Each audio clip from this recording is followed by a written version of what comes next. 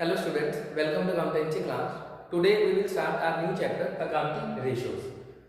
Previous chapter के अंदर जो हमने पढ़ा method of analysis of financial statement, मतलब फाइनेंशियल स्टेटमेंट को एनालाइज किस तरीके से किया जाता है, उनके कौन कौन से मेथड हैं। तो 3 मेथड्स आप ऑलरेडी कवर कर चुके हैं, comparative statement and common size statement, और एक कॉमन साइज स्टेटमेंट के अंदर एक पार्ट और हमें दिया हुआ था ट्रेंड एनालिसिस।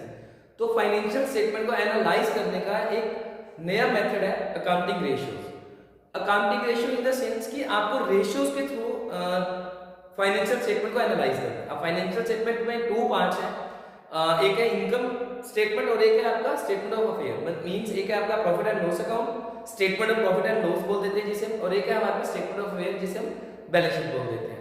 तो रेशियोज के थ्रू अकाउंटिंग स्टेटमेंट, अकाउंटिंग के जो फाइनेंशियल स्टेटमेंट्स हैं उनको कैसे एनालाइज किया जाता है वो इस चैप्टर के अंदर हम टॉपिक कवर करेंगे। तो उसके लिए पहले हमें रेशियोज के बारे में पता होना चाहिए, कौन कौन से रेशियोज होते हैं, उनको कैसे एनालाइज किया जाता है वो बात की बात है, लेकिन पहले हमें रेशियोज के बारे में सीखना है, उन रेशियोज को कैसे कैलकुलेट किया जाता है वो इस चैप्टर के अंदर हम टॉपिक कवर करेंगे। फिर हम सीखेंगे कि इनको एनालाइज कैसे करते हैं। तो मेनली आपके पास 4 टाइप के रेशियोज हैं, liquidity ratio, solvency ratio, turnover ratio and income ratio.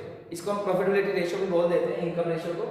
Means 2 ratios ऐसे हैं जो आपकी बैलेंस शीट को एनालाइज करते हैं, और 2 रेशियोज ऐसे हैं जो आपकी statement of profit and loss को एनालाइज करते हैं।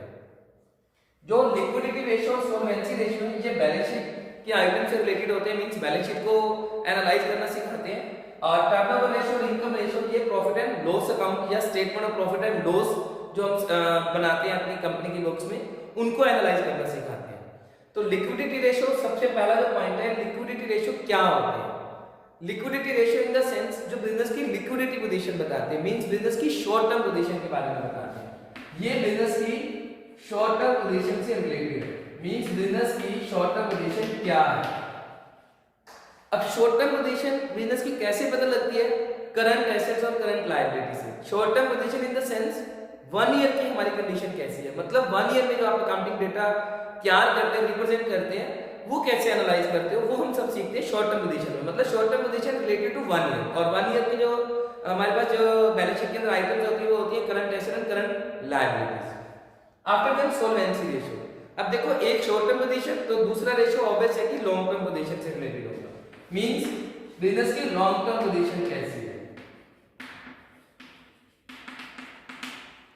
जो सॉल्वेंसी रेशियो है वो बिजनेस की लॉन्ग टर्म पोजीशन से रिलेटेड होते हैं, मींस ये बताते हैं, सॉल्वेंसी रेशियो ये बताते हैं कि बिजनेस कितना सॉल्वेंट है, मतलब एक बिजनेस कंसर्न है उसकी सॉल्वेंसी पोजीशन कैसी है। मतलब लिक्विडिटी रेशियो बताते हैं कि लिक्विडिटी कैसी है बिजनेस की, means short term position, current position कैसी है, मतलब 1 ईयर के जो आपने एक्सपेंसेस पे करने हैं, वर्किंग कैपिटल से रिलेटेड ये चीज आएगी, वो आपको शॉर्ट टर्म पोजीशन पता लगती है लिक्विडिटी रेशियो। सॉल्वेंसी रेशियो हमें ये बताते हैं कि बिजनेस की लॉन्ग टर्म पोजीशन कैसी है, मींस बिजनेस की जो बिजनेस कंसर्न है वो सॉल्वेंट है या नहीं है, वो सब हमें सॉल्वेंसी रेशियो से पता लगता है। और टर्नओवर रेशियो ये रिलेटेड होते हैं सेल से रिलेटेड, टर्नओवर मींस सेल्स, तो सेल के थ्रू हम कंपैरिजन करते हैं अपने एक्सपेंसेस और इनकम का। और इनकम रेशियो ये इनकम से रिलेटेड होते हैं, मतलब आपकी जो बिजनेस की इनकम है जैसे gross profit, net profit, operating profit, वो सब इसके अंदर हम पढ़ेंगे। तो आज का जो हमारा टॉपिक है वो है लिक्विडिटी रेशियो, मींस बिजनेस की शॉर्ट टर्म पोजीशन कैसी है। तो लिक्विडिटी रेशियो के अंदर हमारे पास 2 पार्ट आते हैं, एक आता है करंट रेशियो और एक हमारे पास आता है quick ratio. Current ratio and quick ratio, liquidity के 2 पार्ट है, करंट रेशियो और क्विक रेशियो। देखो, liquidity in the sense short term position, तो ऑब्वियस है जो शॉर्ट टर्म पोजीशन है बैलेंस शीट के अंदर हमारे पास शॉर्ट टर्म पोजीशन से रिलेटेड 2 आइटम्स हैं, current asset and current liability. तो current assets and current liability को ही आपको एनालाइज करना है। तो जो पहला रेशियो आता है करंट रेशियो, वो current assets and current liability से ही बनता है। तो करंट रेशियो का जो फॉर्मूला है वो क्या है, current assets divided by current liability. Current assets by current liabilities, मतलब बिजनेस में जितने भी करंट एसेट्स हैं उनको आप सब प्लस कर दें, और जितने भी करंट लायबिलिटीज हैं सबको प्लस कर दें। करंट एसेट्स को डिवाइड कर दें करंट लायबिलिटी से, वो आपके पास निकल जाएगा करंट रेशियो। अब करंट रेशियो का फॉर्मूला तो हमें पता लगा कि कैसे निकाला जाता है। प्रॉब्लम ये आती है कि करंट रेशियो कितना होना चाहिए, मींस जब हम मेथड पढ़ रहे हैं फाइनेंशियल स्टेटमेंट को एनालाइज करने का, रेशियो एनालिसिस के थ्रू हम कंपैरिजन करते हैं, रेशियो एनालिसिस के थ्रू सीखते हैं कि फाइनेंशियल स्टेटमेंट को कैसे एनालाइज किया जाता है। अब करंट रेशियो से हमें पता क्या चलेगा, मतलब करंट रेशियो से हमें ये पता लगेगा कि जो हमारी करंट एसेट्स हैं वो करंट लायबिलिटी से ज्यादा है या कम है। Means for example current assets आपकी दी हुई है 5 लाख और जो करंट लायबिलिटीज है वो आपकी है 2,50,000, तो आपका करंट रेशियो कितना आ गया 2 रेशियो। अगर आपकी करंट एसेट्स हैं 15 लाख और करंट लायबिलिटी जो है वो आपकी है 5 लाख, तो आपका करंट रेशियो कितना आ जाएगा 15/5, 3:1। मतलब कोई भी हमें स्टेटमेंट दी होगी तो अपनी सारी करंट एसेट प्लस करनी है, करंट लायबिलिटीज प्लस करनी, को डिवाइड करनी है। अब प्रॉब्लम है जैसे पीछे वाले केस में है 2:1, इसको हम इस तरीके से लिखते हैं 3:1। मतलब पीछे वाले केस में 2:1, अब यहाँ है 3:1। अब ये सही है या गलत है या कितना होना चाहिए हमें कैसे पता लगेगा? इससे तो हमें ये पता लग रहा है कि जो हमारी करंट एसेट है वो करंट लायबिलिटी की 3 टाइम्स है, मतलब करंट एसेट करंट लायबिलिटी से 3 गुना ज्यादा है। अब कितनी होनी चाहिए, ये इसके लिए एक आइडियल रेशियो होता है, मतलब जहां से फाइनेंशियल स्टेटमेंट को एनालाइज करते हैं। तो करंट रेशियो का जो आइडियल रेशियो है वो है 2:1। मतलब आपकी करंट एसेट्स अगर करंट लायबिलिटी से डबल है तो इट मींस आपकी बिजनेस की लिक्विड पोजीशन अच्छी है, मतलब बिजनेस की लिक्विडिटी पोजीशन अच्छी है, करंट पोजीशन बिजनेस की अच्छी है, शॉर्ट टर्म पोजीशन अच्छी है। अगर आपकी करंट एसेट्स करंट लायबिलिटी से ज्यादा है तो अच्छी बात है, लेकिन कितनी ज्यादा है वो डबल होनी चाहिए। डबल से ज्यादा तो बहुत अच्छी बात है, अगर आपकी करंट एसेट डबल से ज्यादा नहीं है मतलब कम है, मतलब करंट एसेट्स है 1.8:1 आ जाता है आपका करंट रेशियो, मतलब जो करंट एसेट्स है 1.8 टाइम्स ज्यादा है या 1.5 टाइम्स ज्यादा है, तो इट मींस आपकी बिजनेस की कंडीशन बहुत ज्यादा अच्छी नहीं है, मतलब शॉर्ट टर्म कंडीशन अच्छी नहीं है। उसको हम अच्छा कह सकते हैं कि करंट एसेट्स ज्यादा तो है करंट लायबिलिटी से, लेकिन आइडियल रेशियो के अकॉर्डिंग आपकी बिजनेस की कंडीशन अच्छी नहीं है शॉर्ट टर्म कंडीशन। मतलब अगर आपकी करंट एसेट्स 1.5 टाइम्स है तो आपकी बिजनेस की शॉर्ट टर्म पोजीशन अच्छी है, लेकिन आइडियल रेशियो के अकॉर्डिंग अच्छी नहीं है, क्योंकि आइडियल रेशियो के अकॉर्डिंग आपकी करंट एसेट्स करंट लायबिलिटी से डबल होनी चाहिए। तो जो आइडियल रेशियो है करंट रेशियो का वो कितना है 2:1। तो करंट रेशियो कैसे निकाला जाता है, current assets by current liabilities, और इसका आइडियल रेशियो है 2:1।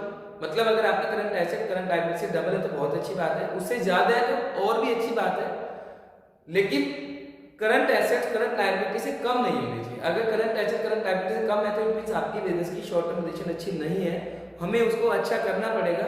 वो कैसे करना पड़ेगा, या तो हम क्रेडिटर्स की पेमेंट कर दें, मतलब अगर आप क्रेडिटर्स की पेमेंट करते हैं तो आपकी करंट लायबिलिटीज कम हो जाती है, करंट एसेट भी कम होती है, तो उससे आपका करंट रेशियो इंप्रूव हो जाता है। वो हम डिफरेंट सम करेंगे, वहां सीखेंगे कि इनको कैसे शो किया जाता है।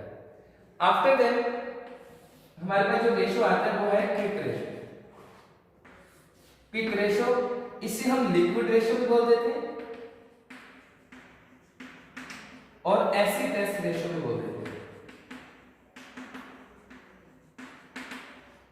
क्विक रेशियो के 3 नाम है, liquid ratio, quick ratio and acid test ratio. इसका फॉर्मूला होता है क्विक एसेट्स डिवाइडेड बाय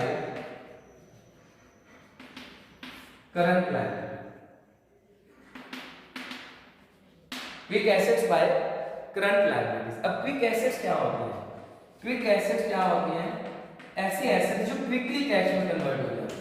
देखो करंट एसेट था ऐसी एसेट जो 1 साल में कैश में कन्वर्ट हो सकती है, क्विक एसेट जो क्विकली कैश में कन्वर्ट हो सकती है। Quickly cash in the sense कितने टाइम में, 1 दिन, 15 दिन, 20 दिन, 1 महीना, 3 महीने, मतलब टाइम कितना है, मतलब क्विकली। अब क्विकली एसेट्स ऐसी कौन कौन सी एसेट है जो क्विकली कैश में कन्वर्ट हो जाती है? देखो जितनी भी करंट एसेट है मतलब हम क्विकली कैश में कन्वर्ट कर सकते हैं, 1 ईयर के अंदर हम उनको कैश में कन्वर्ट कर ही सकते हैं। लेकिन 2 ऐसे एसेट आती है जिनको हम इजीली कैश में कन्वर्ट नहीं कर सकते, मतलब बहुत जल्दी कैश में कन्वर्ट नहीं कर सकते। एक है आपके पास प्रीपेड एक्सपेंसेस और एक है स्टॉक। प्रीपेड एक्सपेंसेस हम ऑलरेडी पे कर चुके हैं तो उसको हम कैश में कन्वर्ट नहीं कर सकते, और स्टॉक हम उसी टाइम उसको कैश में कन्वर्ट नहीं कर सकते। जैसे फॉर एग्जांपल कैश है वो तो आपके पास पड़ा ही है, बैंक बैलेंस आप बैंक से कभी भी पैसे विड्रॉ कर सकते हैं, डेटर से आपको पैसे लेने हैं आप उनसे 1 दिन 2 दिन 3 दिन के अंदर पैसे रिकवर कर सकते हैं। लेकिन स्टॉक को जल्दी बेचना इतना इजी नहीं है। स्टॉक हो सकता है कि 15 दिन में बिके, हो सकता है उसको 2 महीने भी लग जाए बिकने में, तो टाइम लग सकता है। मतलब इतना इजी स्टॉक को बेचना इतना इजी नहीं रहता स्टॉक को बेचना। तो जो स्टॉक और प्रीपेड एक्सपेंसेस है वो आपकी क्विक एसेट का पार्ट नहीं बनती। मतलब करंट एसेट्स में से अगर आप stock and prepaid expenses minus कर देते हैं तो आपके पास क्या निकल आती है, क्विक एसेट। करंट एसेट में से अगर आप stock and prepaid expenses minus कर देते हैं तो आपके पास क्या आ जाती है, क्विक एसेट।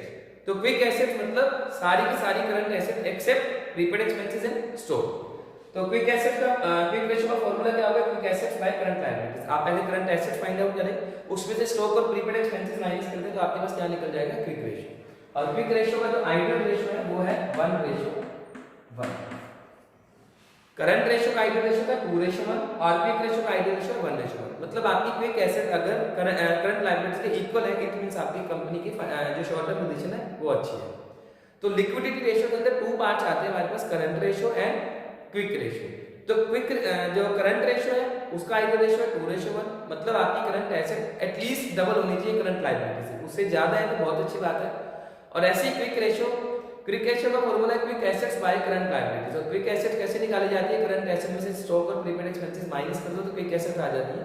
और क्विक एसेट का जो आइडियल रेशियो है वो है 1:1। तो क्विक एसेट्स आपकी एटलीस्ट इक्वल होनी चाहिए करंट लायबिलिटी। अगर ये दोनों रेशियो आइडियल रेशियो से ऊपर चले जाते हैं या उनकी इक्वल है तो इट मींस आपकी बिजनेस की शॉर्ट टर्म पोजीशन अच्छी है। तो आइडियल रेशियो के थ्रू ही हमें पता लगता है कि बिजनेस की शॉर्ट टर्म पोजीशन जो फाइनेंशियल पोजीशन है वो कैसी है। तो करंट रेशियो और क्विक रेशियो। करंट रेशियो का एक और नाम है वर्किंग कैपिटल रेशियो, इसको हम वर्किंग कैपिटल रेशियो बोल देते हैं। वर्किंग कैपिटल रेशियो भाई current assets minus current liabilities is equal to working capital, तो इसका नाम वर्किंग कैपिटल रेशियो भी है। क्विक रेशियो के 3 नाम है, liquid ratio, acid test ratio. तो इसके रिगार्डिंग जितने भी सम्स बनते हैं वो आपको अपनी फेयर नोटबुक में कंप्लीट कर देंगे, लिक्विडिटी रेशियो के रिगार्डिंग जितने भी सम्स हैं। तो आज की क्लास के अंदर हमारा यही टॉपिक था। नेक्स्ट क्लास के अंदर हम सोल्वेंसी रेशियो और नेक्स्ट जो रेशियो है उनको कवर करेंगे। तो आज की क्लास आपकी यही कंप्लीट।